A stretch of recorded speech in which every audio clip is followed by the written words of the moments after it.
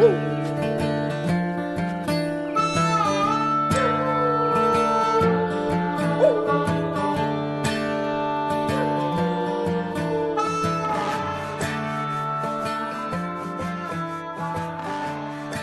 everybody, welcome to episode 43 of the Go Get Outside podcast. This is your host, Jason Milligan. Welcome back.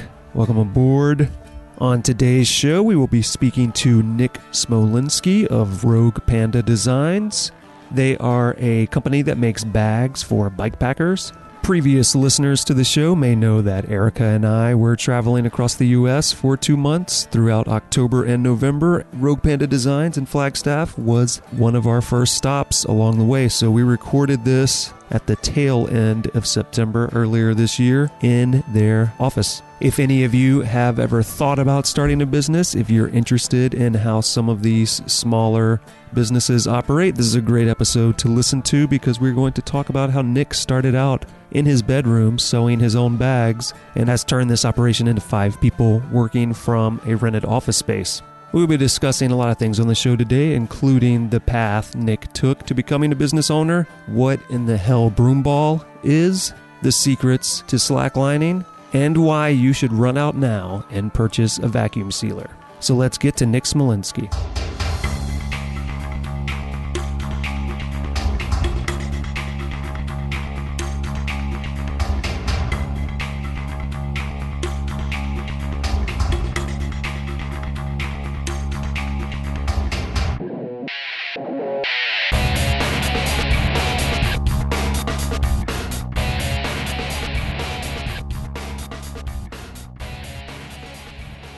So I'm Nick Smolinske. I'm an avid hiker, mountain biker, and climber, and those are really the big 3, but I get outside a lot, and I'm the owner of Rogue Panda Designs here in Flagstaff. Are you originally from Flagstaff, or did you end up here later on? I was born in Colorado, and then my parents moved to Michigan for my mom's work. Their criteria for moving, they could move to Michigan or Pennsylvania were the 2 job openings, because my mom has a PhD in toxicology and she wanted to run a poison control center, and there's only like 50 of that job in the country. And they picked Michigan because then we could drive back out west with like 1 day less of driving. Growing up in Michigan from when I was 8 until the end of college, it was like a road trip out west every single summer. And what brought your family out west? The mountains and the deserts, and my grandparents would take their 4 kids on like a road trip. They would like leave I think it was like they leave in the day on Friday. My grandma would drive until like 10 o'clock, and then all the kids would fall asleep, and then my grandpa would drive through the night, and my grandma would sleep, and then their kids would wake up and be looking at the mountains of Colorado.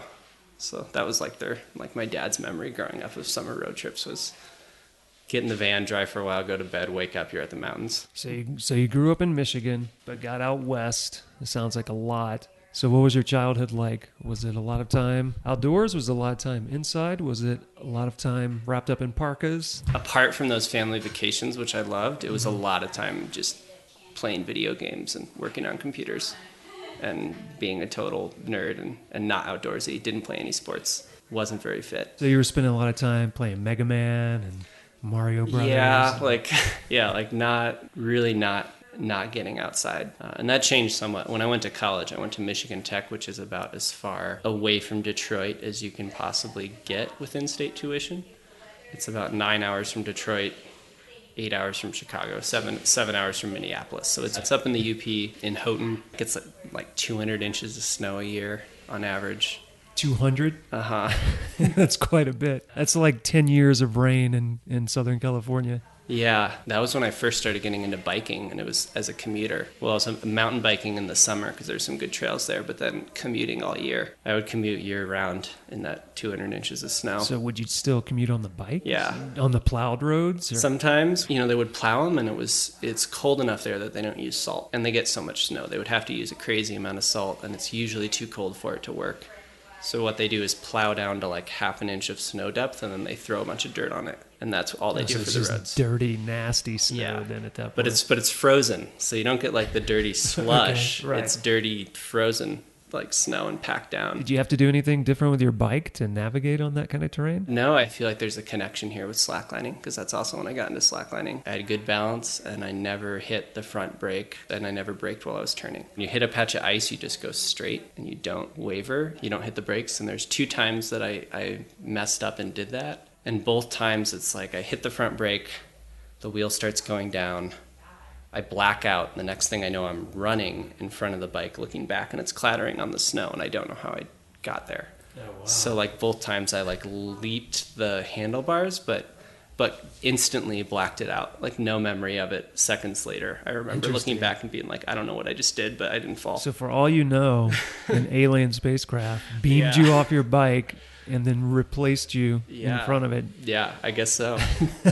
Maybe one day in the future you'll find out what happened in that split second. The answers to all the questions in your life will exist in those 2 split seconds. I think Broomball helped too. Broomball? Is this like Quidditch? No, it's like hockey for people who are too cheap to own the equipment. Okay, so it's like hockey. If I grew up somewhere where they had hockey, it's what I would have played. Yeah, it's like hockey, but no one uses skates or cleats. You're using just tennis shoes. Mm-hmm. But you're still playing on ice. And instead of a stick, you have a broom and you duct tape up the handle. And then you have this ball and you play hockey on like a miniature rink. And it's outdoors and it's a homemade rink and the conditions are always changing. You're basically running full tilt back and forth on this surface that one step could have perfect traction and the next step could be completely iced over and frictionless. Kind of like how kickball is the poor man's baseball. It sounds like broomball is the poor man's hockey, basically. Yeah, and it is amazingly popular. Michigan Tech had like 5,500 undergrad students when I was there. Oh, so this was something that the school actually participated in. Yeah. This isn't. I assumed it was just like something the kids in the neighborhood. No, it was an intramural sport. Yeah, so about 5,500 students. And I remember the last year that I was there, the Broomball League had like 3,500 students. Even if you're in the league at the school, are you still using a taped up broom? Yeah. Yep. You tape up your own broom and then the refs will they do something where they flex it to decide whether you use too much tape and made it too stiff or not. So there's like an art to making your broom. Yeah. There's not very many stores in Houghton, and there's basically one department store, and it was the Walmart. And they would stock brooms. Like they would order in like 4 broomball. 3,000 brooms in like the late fall when broomball season was about to start. And what did you say you taped to it?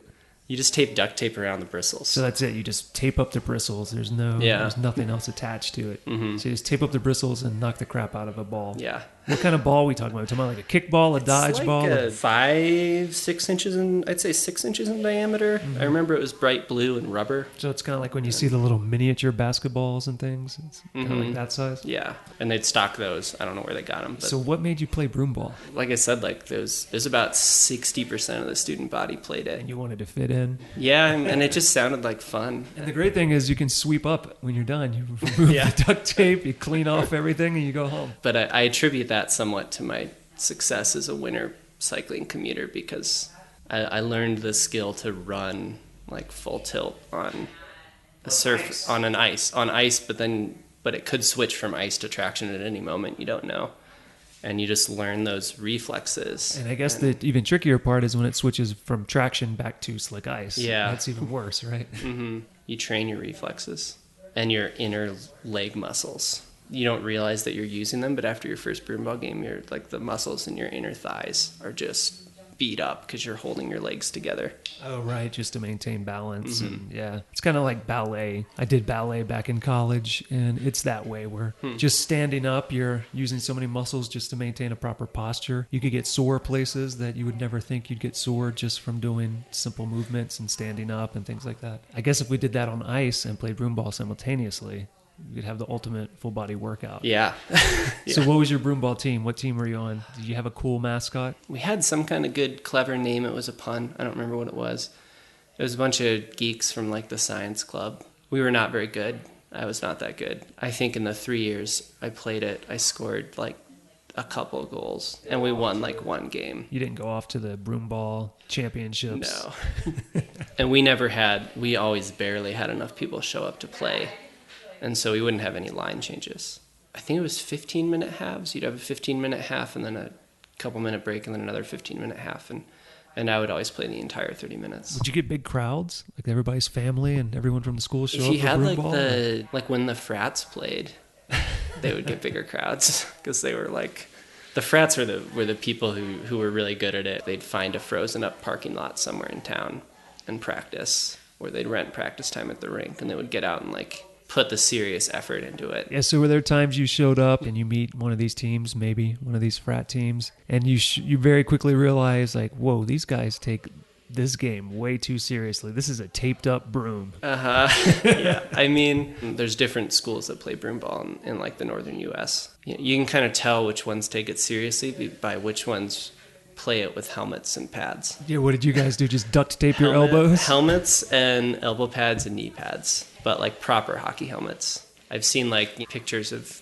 some other schools that are playing it, and they've got like no protective equipment. I'm like, you're not playing it hard enough. If you don't need a helmet, you're not playing this game hard enough. So you went from sitting in your house playing Zelda all the time, going to college and saying, oh, I'm going to start riding a bike on snow. I'm going to start playing broomball. I'm going to pick the least well-known sport in all of the United States. I'm going to play that on snow. And you got into slacklining, you said. Yeah. How did you find your way into all of those things? I mean, broomball, you said it was popular. Everyone you knew was playing it. You needed to ride a bike to get around, but slacklining is kind of also a lesser-known activity. Yeah, it comes down to wanting to be outside after a long winter. When you have a long winter, like for like 6 months out of the year, the high temperatures would be between 10 and 30 degrees, like below freezing high temperatures for almost half the year, with like 1 or 2 days that spiked above that. Mostly really cold. And so when April comes around and all the snow melts and it's really nice outside, like everyone's hanging out in the grass around campus. Yeah, there were some people slacklining. It was this group of forestry students, and it took me 2 or 3 tries over the course of like a year and a half, because I gave up too easily. Because if when you first try a slackline, it seems just impossible. And now that I've gotten so much experience, I have a lot of good insight about the process of learning to slackline. But, when you first started, it seems impossible. Yeah, it's very easily one of those things where you either have to throw yourself into it so you can actually progress, or very quickly you'll just lose all confidence and decide, oh, this isn't for me. I'm not going to be good at this. I'll never do this again. I didn't realize the first time I learned it, but I realized later that, it really is 100% in your reflexes. And so all of the learning is taking place like below your brainstem, like it's all in your spinal cord where the reflexes are happening, which is what makes it so hard. You get frustrated because you can't balance, and your brain can do absolutely nothing. The best you can do is drink like a little bit of alcohol to slow down your movements, and listen to like some smooth jazz music, and that'll help you learn a little bit. But like other than that, like you just have to spend the time. So what you just told people to do is listen to Kenny G and get drunk, and maybe you'll get better at slacklining. That's the advice you just gave. But no more than one beer. I really got into it when I was studying abroad in Germany, but I did one day. It was like a month before I was going to go abroad, and it was in October, and we just had a random heat wave for Michigan, and it was like 60 degrees out. There wasn't any snow, and it was really nice, and the next day was forecasted to be 30. Cold front was moving in, and they were slacklining, and I was trying it, and I started to feel like I was kind of getting it. And then all the people had to go to class, and I had to go to class too, but I was like, I'm not going to class. Like, it's going to be 30 degrees. It's going to be 30 degrees tomorrow. I'm not going to class. And they asked if I could watch the line, because then they wouldn't have to take it down, and they could come back in an hour after the classes were done and slackline more. And I said, sure. And they all leave. And so it's just me and a slackline for an hour, and I'm supposed to watch it. So you kicked on some smooth jazz, some John Tesh. Well, the jazz comes later, but so I tried it for an hour, and it finally started to click, and then the temperature dropped the next day, like forecasted, and it started snowing, and I didn't try it again until the next spring in Germany. And the reason the jazz comes in is there was a street musician who would play in the park, and I just started noticing that everyone would do just a little better. He was a saxophonist. And everyone would just do a little better and have better balance when he was playing. Maybe if Bill Clinton was around with his saxophone. Yeah. He's the secret weapon to slacklining. So what brought you to Germany? Just wanted to study abroad, and I had the option to take a foreign language instead of taking a whole bunch of different humanities credits. I thought that sounded interesting, and I don't remember why I picked German, but I just Because did. it makes you sound tough. Yeah. It makes you sound frightened. And I wanted to study abroad, and I just picked Germany, and they had their program already set up, and I just signed up for it and went there for half a year. Where'd you end up in Germany?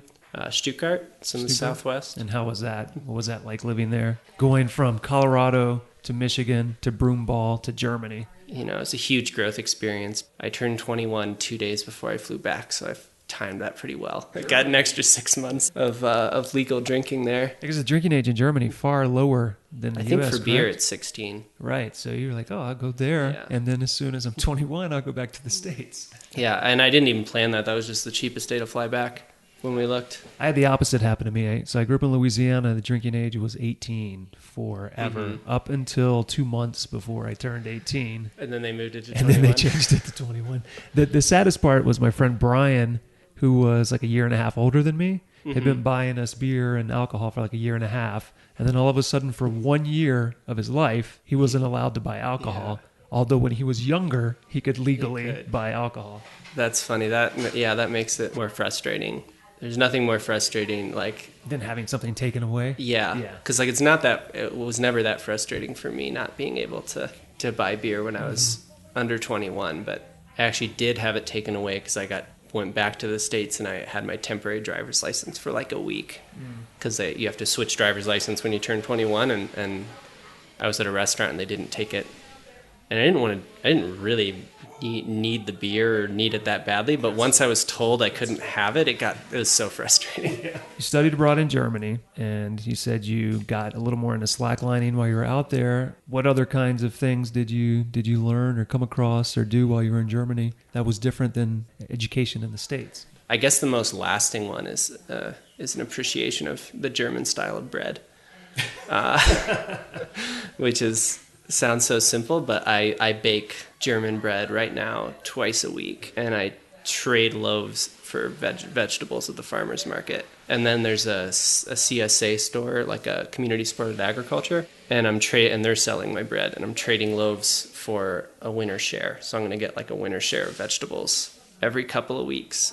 I'm just going to bring in loaves once a week, and then we figured out it's 46 loaves. So once I hit 46 loaves, then I've paid for my share of veggies for the winter. Nice, that's pretty sweet. So what differentiates the German bread from any other bread? Why does it stand out? It's whole wheat, but really well done whole wheat. It's moist and not dry, and it's dense, and you slice it thin.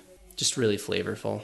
I don't really know how else to describe it, other than that it like changed my perspective on what whole wheat bread could be. When you get it here in the States, it's usually pretty dry and not that good of flavor. And it tastes like a grain a lot of the times here. It tastes like you're just chewing some dried grains pressed together. And then maybe they've mixed a little sugar in at some point. Yeah. So you're swapping bread for vegetables, which is sort of a business venture. It is. When it comes down to it. I actually did go through the paperwork side of things to become legal for it. Well, it's actually pretty easy in a home bakery in Arizona to bake out of your home and be legal. And then I could get wholesale flour from Bobsford Mill. I got my wholesale flour account.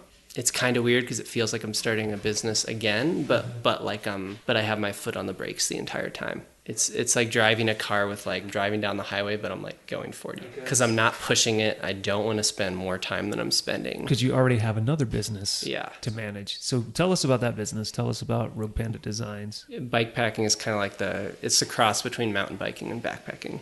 Mountain biking out on trails or dirt roads and spending a night or two or 50 out on trails and carrying everything on your bike. And so I kind of came at it from a perspective. I came at it from like a backpacker's perspective who wanted to kind of switch things up and do some trips on a bike. And basically I was teaching part-time at community college, and I had a lot more time than money, and I had a sewing machine, and I kind of knew how to sew.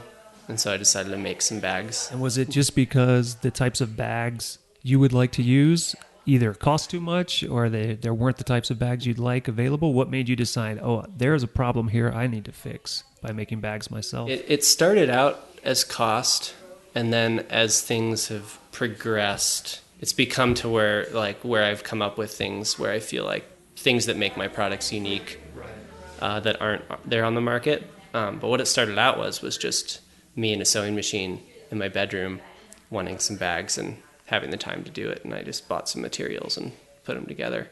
And then people started asking me to make them other bags. And I started making bags for friends and started kind of working out new designs. And I decided to set it up as a business, which was, looking back on it, it seems really silly, but I still remember like the fear of starting a business and the fear of like promoting it. And then like what happens if you promote it and it goes flat.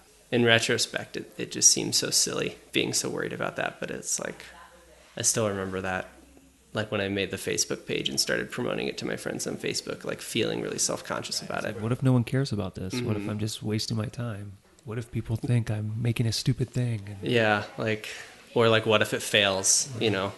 What do people think about that? And it's like, it seems so silly that I was so worried about that, but it sounds like you started out just trying to solve a problem for yourself, which is how I think a lot of businesses start. And your problem was, man, these bags cost too much. I could just make my own. You do that, then suddenly other people are like, hey, make me some. And then before you know it, you fall into a business.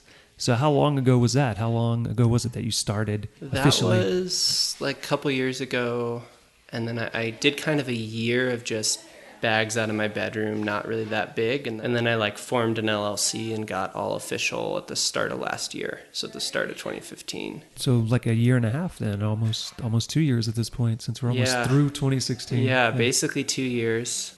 And yeah, it's been super, like, started off with a bang. Like I formed the LLC and I was kind of like feeling really, really poor. Teaching part-time, was selling the occasional bag, but not that much. And then my Subaru threw its timing belt through the cover, like the timing belt wore through the cover, and I had to get it towed from the Grand Canyon back to Flagstaff. And I was like unsure if I was going to end up with like a $3,000 repair bill or not, because it'll usually destroy the engine. 99% of the time your engine's toast. And I had no idea. And I'm just like, it was like early January and I was worried about that. And finally I decided like, I'm just going to push this. And so I dropped my price for a bike frame bag to $80, and I said I'll do 80 frame bags at $80. It's like the next 80 people who order bags get it for $80. So you started a promotion. Yeah, and I got 20 orders in like the first 3 days or something. Ordered my first fabric wholesale, ordered my first zipper on the roll wholesale, like kind of got all my materials in quantity because I knew I was going to sell as many bags. Yeah, and then I ended up working a crazy semester. I'm glad I was single because I was teaching 3 classes and sewing 40 hours a week out of my bedroom, and it was just madness. Yeah, I'm glad I didn't have too much going on in my life, and nobody. Yeah, I didn't have a girlfriend to spend time with because I was just working like crazy. One thing that kept me going was pretty early on. I went looking for a commercial space, and I found the space I'm in now, but it wasn't going to be ready until May. But I knew that there was like light at the end of the tunnel when I was like working until 9 o'clock in my bedroom, using my bed as like a storage table and then moving everything off of it onto this cutting table to go to bed, and then waking up and putting it back. Like when I was doing all that craziness, I knew there was light at the end of the tunnel. We are in your office right now, so clearly it's moved off of your bedroom bed, and there are other people here. So what is your situation like now? So that was last year, and I was renting out only like half of what I'm renting out now out of this building, and working by myself and making just enough to get by. And were you still teaching at the same time, or it was enough? No, after that crazy semester, yeah. I would have quit earlier if I'd been willing to quit in the middle of a semester. But so out of the kindness of your heart, you stuck around. Yeah. I did quit. I was taking a couple classes because I got free tuition. So I was taking like some solar panel classes because they were interesting. And I quit those, the ones that I was a student in, because something had to go, and that was the only thing that could go. Free courses could continue at the expense of your business. Or your livelihood could continue at the expense of some free courses. Yeah. So I quit those, but kept teaching. So I've been full-time for like a year and a half. I was waffling for a long time between, do I expand and have employees, or do I stick to myself? And I was back and forth, like, do I raise prices and be kind of a boutique gear maker just running by myself and making like super custom stuff, or do I bring on some employees? And I was back and forth for a while, and I'd have friends come in and trade for bags sometimes and stuff like that, but some friends who knew how to sew. And then in March, I finally decided, March this year, that I had like 40 standing orders things were crazy and I decided to hire a couple of people. Right, and that's always a tough decision, like you were saying, right? Because suddenly it becomes, well, if I hire on people, I'm responsible for making sure I'm providing hours for them and any other legal and all the legal issues. stuff, which I do most of my own accounting, but I sent the payroll off to someone else, and that was a wonderful decision because there's so much involved with payroll. So I have a company that does that, and then once I made that leap, like for a long time it was really scary, and once I made that leap, it's like, well, now I just mail them hours. If I hire someone, they fill out the paperwork and I scan the paperwork and just take the paperwork over, and there's a new employee and I email hours, and it's super easy. Even though I had the 2 employees, I was still I don't think I was under 20 standing orders for 6 months straight, and I was super busy. And I took a whole month off this summer and came back and hired 4 people. So now I have six employees, mostly part-time, but yeah, like between 20 and 40 hours a week, most of them. So within a year, you went from your bedroom to 6 or so employees at any given time out of this rented space. Yeah, and are the orders continuing to rise, or have you found like a plateau? Or? Yeah, they're rising a little bit, and I'm doing more wholesale, like selling to bike shops. Basically, one of the goals with the employees was to just build up inventory so that I'm not making as many bags to order and we have some stock built up. And so we've done that. And then to kind of fill in the gaps and have a steadier income, we're doing some more wholesale with bike shops. So do you have a single product, or do you have various product lines? And do you have maybe future product lines you're considering? Basically any spot on a bike that you could strap a bag to, we've got something for it. The big one is custom frame bags. And so I've kind of moved on from the original goal of just not having money to pay for bags and making them for myself. And now I'm on to having really short, like really fast turnaround times and doing interesting custom designs. Like I've done the Arizona flag on a frame bag, because a frame bag's this nice, on most bikes, it's this nice big empty canvas that lays perfectly flat. It's not like a backpack that's rounded or any other bike bag. It's kind of a unique thing, and there's an opportunity there to like display something. And so I've done the New Mexico flag, Arizona, Colorado. Haven't done California yet, but I've had 2 or 3 people ask me about California bags, and no one's followed through yet, but I want to do one. Do you do a lot of your bags custom made, or do you basically make certain models and then sell those models? So I do the frame bags are always custom made because there's so many different bikes, and I don't really have any interest in trying to make a one-size-fits-all frame bag. I'd rather fill the space totally in the frame and have a bag that fits really nice. So the frame bags are always custom made. So I do it where the customers send in a photo of their bike with a ruler instead of sending in a template. I was teaching math at community college, and this comes from that because I use the ruler to scale, and I do a bunch of calculations, and I figure out what the bag's going to look like without having to see it in person or having to like trace out a template and mail it in. And so I do that and run the calculations and cut it. And then I just basically mark where the zippers are going to be and hand it off. The shop finishes it from there. So how are most people placing orders? Is it through your website, or people coming into a certain location and meeting you and requesting the bag? It's mostly through the website. There's a big biking community in Flagstaff, so I get a lot of local orders too. But it's mostly off of the website, roguepanda.com. Or if you misspell it, rougepanda.com redirects to Rogue Panda, so you're good. Yeah. That was a very smart decision on your part. Yeah, I bought both domain names. It was only an extra $10 a year. So, or just Google Rogue Panda or Panda Bike Bags. Google's great. You can Google Rogue Panda and totally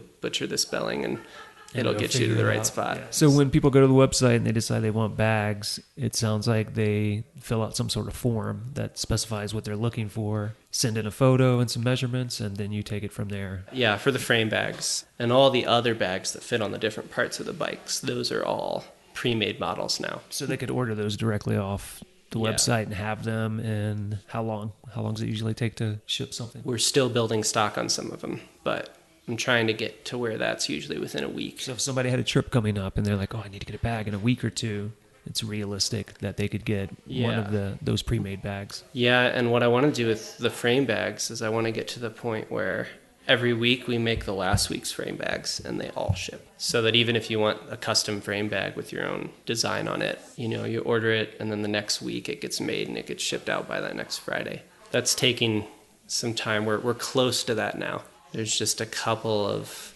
couple of customers that have custom designs, and it's kind of a matter of me finding the time to do them. So I do, because I do a lot of stuff like the state flags.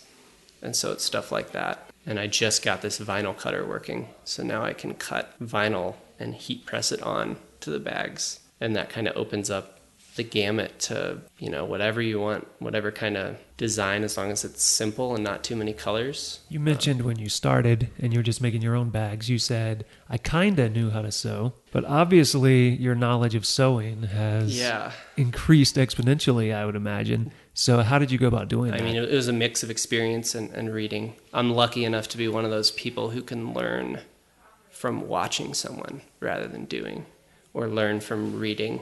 I did well in school because I can learn from listening to someone tell me how to do something. Not everyone works that way. Yeah, a lot of backpackinglight.com. They have a make your own gear forum, and I made my own. I made a quilt for summer camping, and I made a tent and a couple things, and then I made a backpack. That was after my first frame bag. I made a backpack, and I remember I spent 2 weeks making a flow chart of which piece was going to get sewn in which order on the backpack.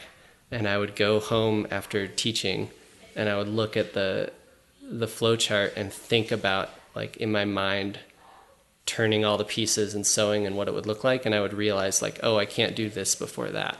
I'm gonna sew this, and then the thing I have as the next step is gonna interfere, and I need to reorder them. And I would tweak the flow chart. So I spent like 2 weeks basically sewing this backpack in my mind and getting everything in the right order. And then I put it together in like 2 days. It's a good point, because I think it's something that people kind of don't realize if they've never done any sewing, is exactly what you were just talking about, is there needs to be a process, because things need to be turned inside out. You need to sew it so it seams on the inside when you flip it inside out. But if you do all of that in the wrong order, you can't access certain parts of the fabric later. Yeah, exactly. So it really is kind of a puzzle. My first big projects, I did them that way with flowcharts. And now I've kind of developed a skill where I usually don't need to do that. I can usually just think about how I want it to be and figure out the sizes of the pieces, and then I just can kind of instinctively know what to sew in which order. That was part of the learning process, is making that backpack. So I'm sure some people have been thinking this the whole time, so now it's time to answer this question. Where did the name come from? Because there are no pandas in the United States. You are not Chinese. So what brings you to the Rogue Panda as your mascot for your company? Yeah, so it came down to me wanting to connect the name with Flagstaff. I wanted to connect it to Flagstaff, and I didn't want it to be like Aspen or Ponderosa or like Arizona or Grand Canyon, because those names are just everywhere in this town. Like everything's place named, which makes sense because it's a beautiful place. So you want to connect it to the trees and to the landscape. So I wanted something connected to Flagstaff. And when I first moved to Flagstaff, I worked for this conservation corps, building fences for national parks and building trails and working on archaeological sites and all these different things. I mentioned fencing first because I became the fencing expert after a while. In my second year there, we were driving back into town, and they'd been working on this intersection and had one of those electronic road signs up. And someone had guessed the password and changed it to say Rogue Panda on Rampage. And the words Rampage were flashing. And then they changed the password back so they couldn't fix it. And so... this is just a random person. This wasn't someone you knew or that you were planning to know. Yeah, I don't know who it was. But it stuck in my mind, and it became kind of like an in-joke in the company. And like everyone saw it on the way in, so everyone was talking about it, and it kind of became like a phrase in the company. And so a couple years later, when I was trying to come up with names, it just popped into my head, Rogue Panda. So that's great, because I was really curious where you were going to go with this story. And I like that basically a practical joke that someone you don't even know gave you the name for the company. Yeah, I guess that says something about my personality.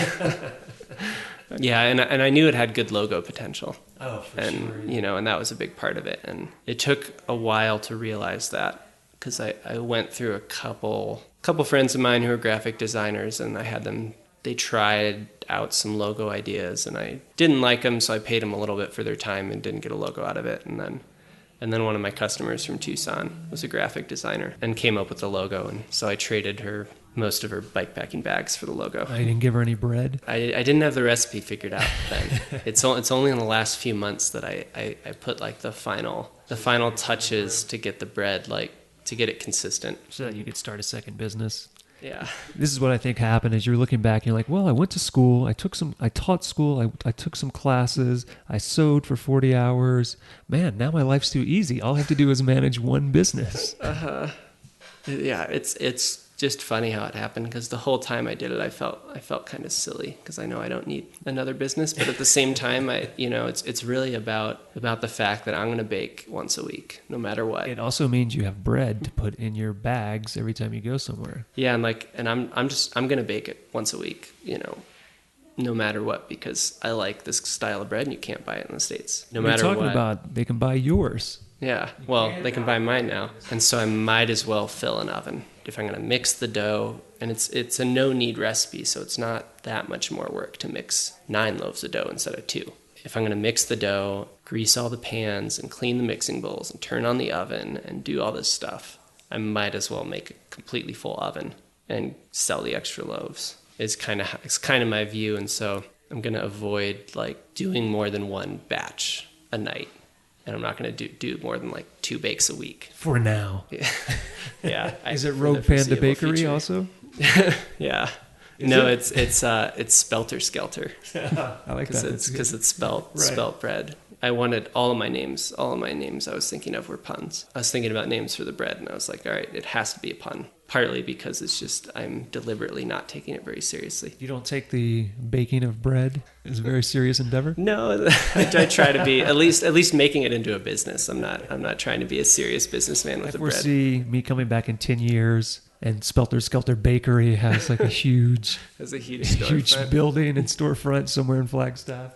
You're like, yeah, the panda thing's still good. Somebody else is handling that. I never realized how much I just love bread. It might be feasible. I think it's a pretty tough business once you get into running commercials, kitchens, and all that stuff. I think it would get pretty... And the mafia, the bread mafia, once they get involved. Yeah. So we mentioned you can put your bread in your bags, and you make bags for bikepacking, which clearly things need to go into the bags. And before we started talking about this, you were telling me about this setup you have for how you can load your bags. And then you also have a process that apparently is pretty good for filling your bags and what you put in the bags. Do you want to tell us about that? And so what I was talking about earlier was all about the food. And basically I have a set of shelves in my dining room, and I'm actually they're just like steel shelves from Home Depot. And I'm going to sew a nice little cover so that they look pretty and to protect everything from UV. But basically I have this backpacking food cache. Almost everything is sealed in mason jars. You can get like any vacuum sealer, any food saver vacuum sealer, which you can get at a thrift store probably, or get one online, and you buy this little hose and a mason jar attachment, and you can suck the air out of regular canning jars, and you can reuse the lids, and it makes dried food last a really long time. A good example is these dried mangoes that there's one store in town that sells them. They're really good, but they tend to dry out over time, and they don't always have them in stock. I would go on a backpacking trip, I'd go to the store. Sometimes they'd have them, sometimes they wouldn't. If they did, I'd buy it, and I'd buy like a package and eat most of it on the trip and bring some home, and then I'd try to save it for the next trip, and it would end up getting all dry and brittle and gets a little bitter too. And so I started sealing things in mason jars, and now I buy all my ingredients like in bulk I have a variety of sources, a lot of them online. Yeah, so I buy all these different things, and then I have everything ready. And then the bottom of the shelves is all dried veggies and dried meats, and I have all kinds of fun ingredients because once you can vacuum seal and keep something for a long time, you can buy something that's a little esoteric. Mm-hmm. Like I have beef broth powder from Packet Gourmet. It's like bouillon, but it's just straight beef broth, and it's a lot better. And I have miso powder, all these like fun, weird dried things. And so I'll like make a dinner and work on it and get it to where I like it, and then I'll make a whole bunch of those dinners or a big batch of it and vacuum seal it in these big half-gallon mason jars. So how long before you start your third business with dry mason jar food? Backpacking.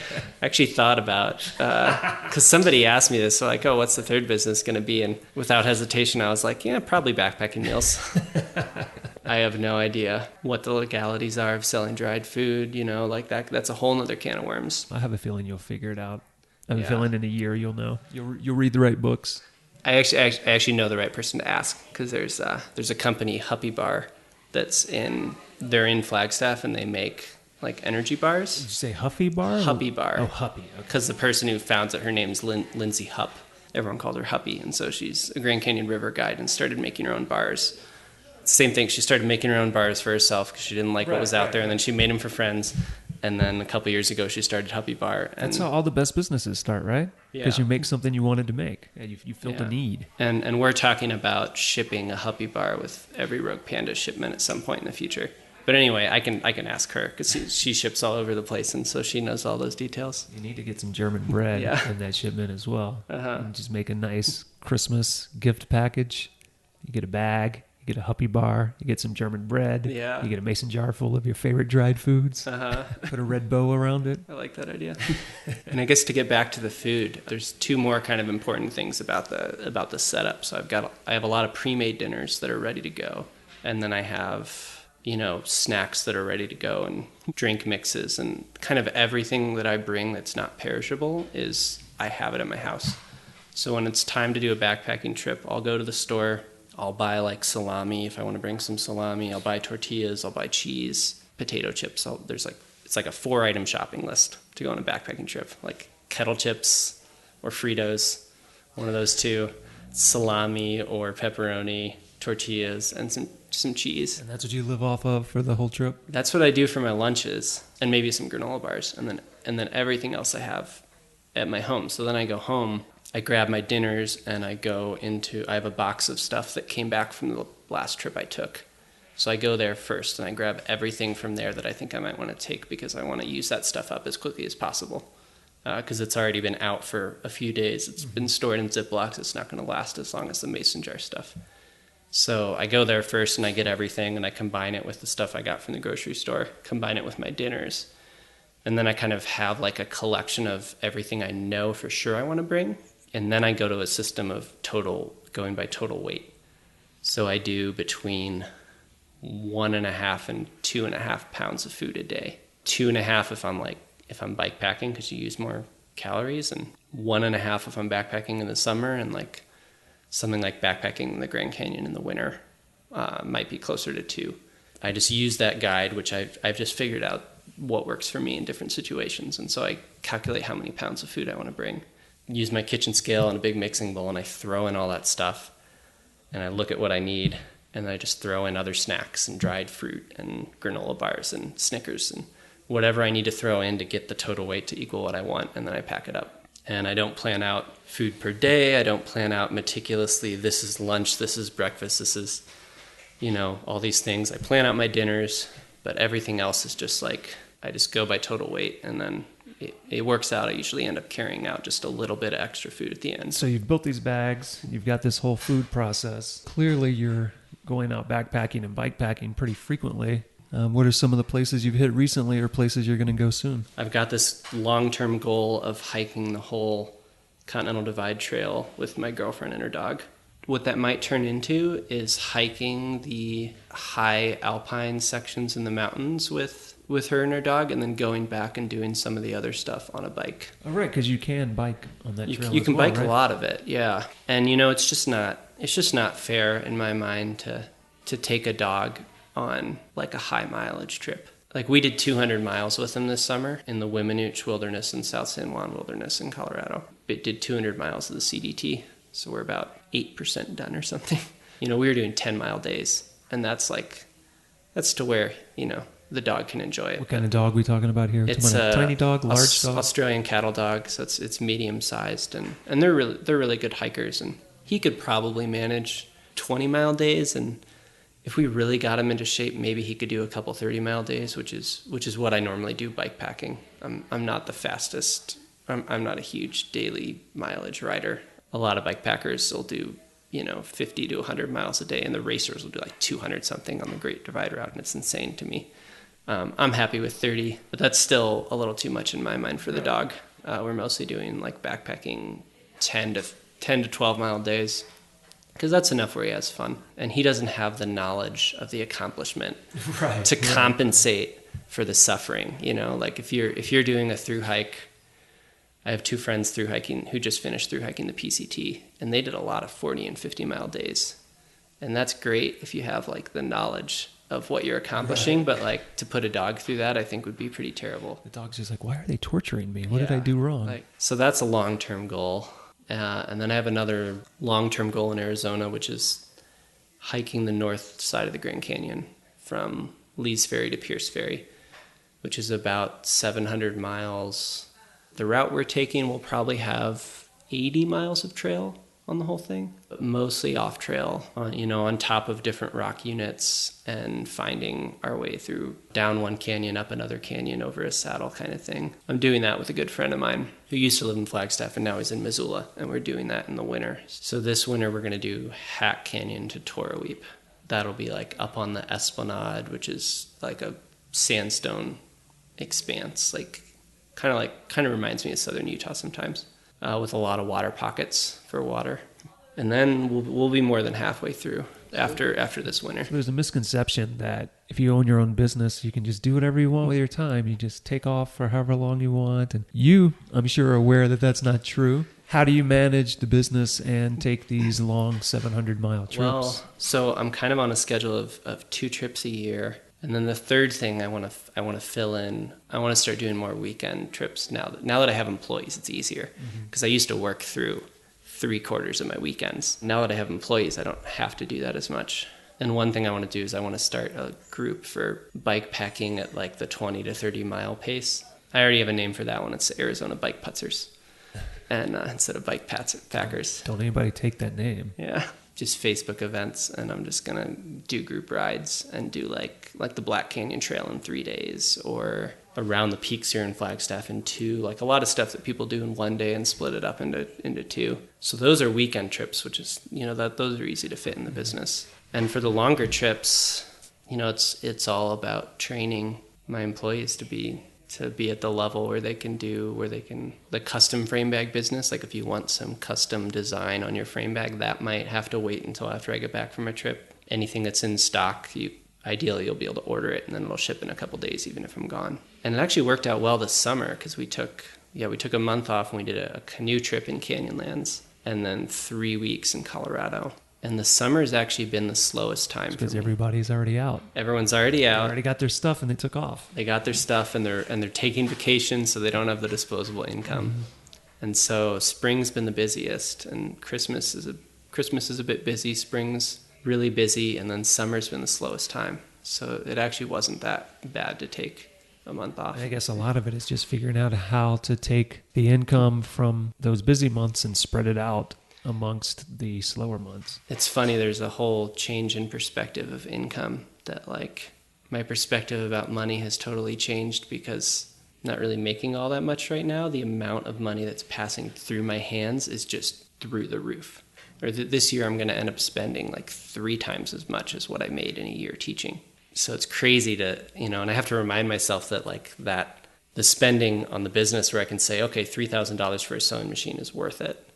I can't just apply that to a fancy new bike and say, right. Oh yeah, I'll buy a new bike for $3,000. Right, there has to be a return on investment. Yeah, because that doesn't. So I have these 2 views of money in my mind. The personal life where I'm still living like I work for a conservation corps. I'm still living like a dirtbag on one side, and then on the other side is the business where it's all the the expenditures is so much higher and now there's payroll, so there's a whole other thing there. So and they like to take a large chunk as well. Yeah, it's all about building a buffer of bags so that we always have stock and we can ship easier. Doing some more wholesale to get steady income, training people up so I can take more trips than I'm taking now, which I can't complain. But I took a month off this summer, so I really can't complain at all. I want to get to where I'm spending 60 nights a year in the backcountry, or 90, I want to get to where that's research and development. High percentage. Yeah, that's true. Yeah, I think the 2 weeks of vacation that we have in the U.S. is just crazy. Yeah, it's insufficient. With all the technological advances we have and it's just crazy to me that we're working 50 hours a week to survive when we don't need to. And so that you can afford to continue to work 50 hours a week. Yeah. As a person who has now started 2 businesses on accident almost, Uh-huh. I'm sure there are a number of things you learned, positive and negative. Is there anything, if someone was listening and they were thinking, man, I kind of have an idea, I wouldn't mind turning this thing I'm doing into some sort of outdoor-related business venture? Mm-hmm. Is there any advice you would give those people, things that they absolutely should or should not do? Yeah, I guess the biggest thing is not to pay attention, is to ignore the inner demon that like the inner voice that encourages you not to do it, and not to like put yourself out there. You know, if you're feeling like if you feel self-conscious about promoting yourself on Facebook and on social media and like pushing your product, like to silence that voice. Because, you know, I mean, the worst case is that it doesn't work out. Worst case is it doesn't work out, and then whatever, life's short, you know? It'll be okay. Like, if Rogue Panda didn't work out now, I would just be doing something else and spending a lot of time outside, and it'd be okay. Like, it's easy to just take that super seriously and get really freaked out about it. And then the other thing, I don't know if this is good advice or not, because it's been good for me is... Is it as good as your advice to listen to Kenny G and get drunk and go slacklining? Maybe.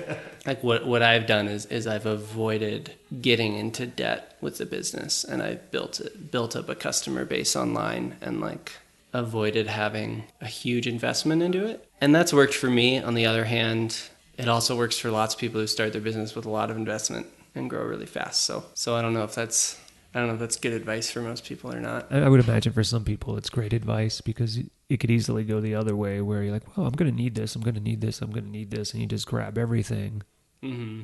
And then before you know it, the business cannot sustain itself because it has such a huge debt to maintain. That's a tough one. I guess the only other thing would be, this also might not be good advice if you're not a good teacher, but coming from a teaching background, both teaching at college and at the Conservation Corps. Because at the Conservation Corps, I was always training new employees how to build fences, or new volunteers. I'd basically be training 10 people every week about how to build fences.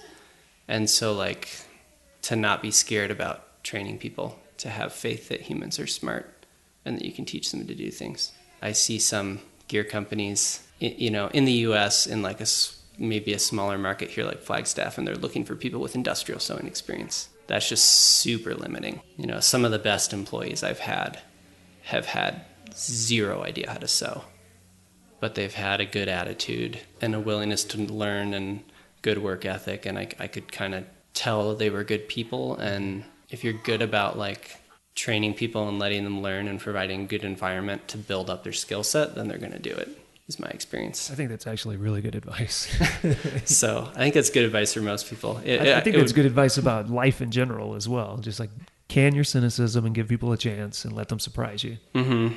Yeah. Because I remember being with one of my first employees. I was uncertain because he had no sewing experience, but he was interested. And I was like, I don't know, like, I don't know if I want to do this or not. I was kind of waffling, and then I went for it, and he turned out to be fantastic, And then he moved to California. Maybe he'll start the Rogue Panda satellite office in California for you. Within a couple months from zero sewing experience to being really good. Yeah, if you give people a chance, they'll surprise you. I think that's great.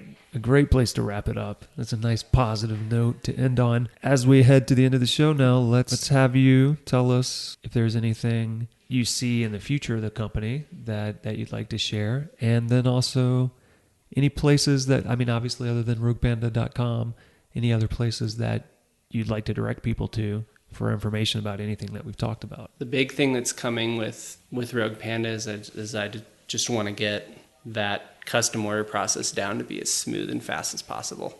If you want a frame bag for your bike, you don't have to settle for a one-size-fits-all because you don't want to wait. You can order online and get one that fits your bike within a couple weeks.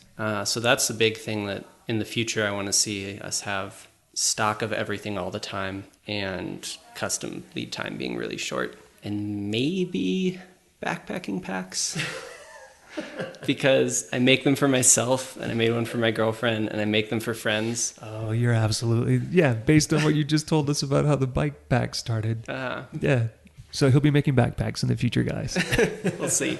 I have a pretty cool design, a little bit of collaboration with Z-Packs with their suspension design, but with a more durable exterior and fully waterproof. Like it's basically the pack that I designed for my Grand Canyon excursions.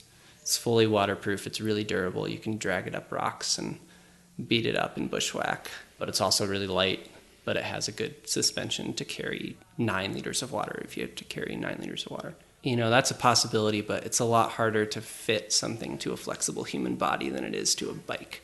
That's not ready for prime time. And one of the goals with employees is to have the time for me to work on projects like that again, because I'm not going to branch into another field until, you know, I want to keep the bike customers happy first, because I want those lead times to be short, and I want people to get their stuff quickly.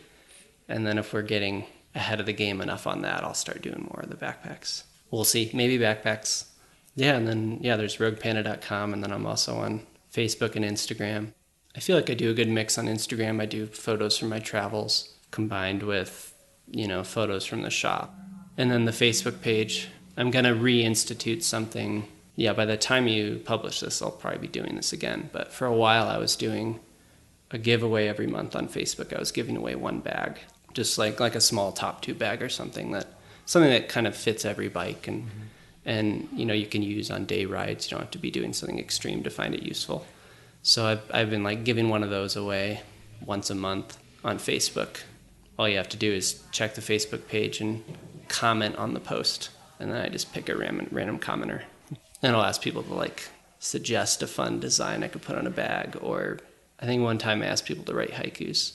Yeah, I have a habit. I do Summit Register haikus anytime I sign a Summit Register. Oh, nice. I do a haiku. So if you're out there hiking, you come across a haiku on a summit, especially if you happen to be in the West somewhere, it may very well be me. From Nick. So any final words you want to leave the audience with before we turn this off? Go look up the Grand Canyon Escalade Project if you don't know what it is, and sign some petitions and write some letters, because they're trying to build a tramway down to river level right outside the national park boundary of the Grand Canyon on the Navajo Reservation. A lot of people in the Navajo Res who are opposed to it, and a lot of other tribes are opposed to it because it's a sacred site, and it's some developers from Scottsdale who are trying to put the tramway in. Look that up and write them a letter. So go look at that, see how you feel about it. If you don't like it, sign the petition, write a letter, do what you need to do. Yeah, I think it's savetheconfluence.org. So can't resist a little political spiel there, because that's a battle really close to here. Yeah, a lot of people I know from Arizona, I've seen post about that and talk about that. So it seems to be a big issue out here for sure. Yeah, and then other than that, I don't know. Get outside, enjoy the wilderness. All right.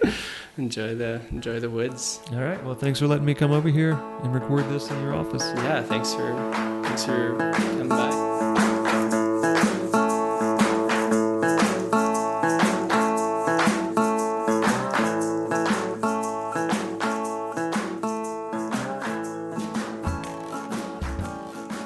So a number of things have been going on at the Panda offices since I spoke to Nick. They have added a blog to their website, which will include everything from recipes to trail tips to posts from guest writers about bikepacking and cycling in general. They also have a new seat bag on the way, which I'm sure they will be announcing soon. And Nick has assured me that beginning next year, he will be donating profits from the company to at least one or two, maybe more, organizations dedicated to conservation, advocacy, and bikepacking. And now it's that time of the show, time to head to the internet and go to gogetoutside.com/podcast, episode 43 with Nick Smolinske.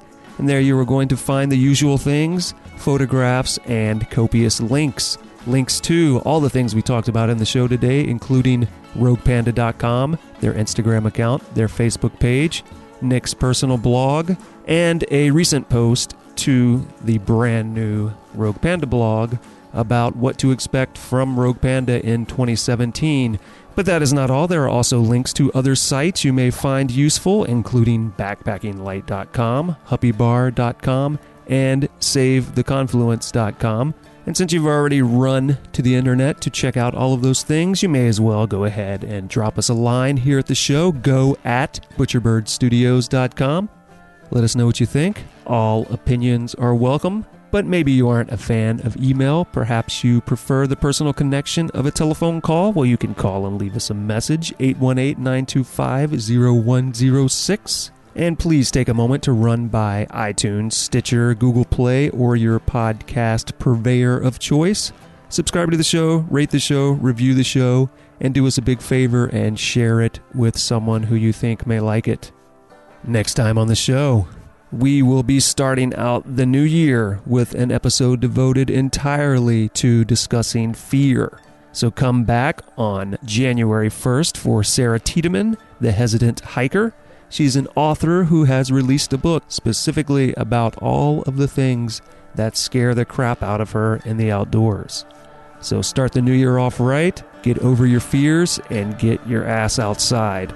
Come back January 1st for Sarah Tiedemann. See you then.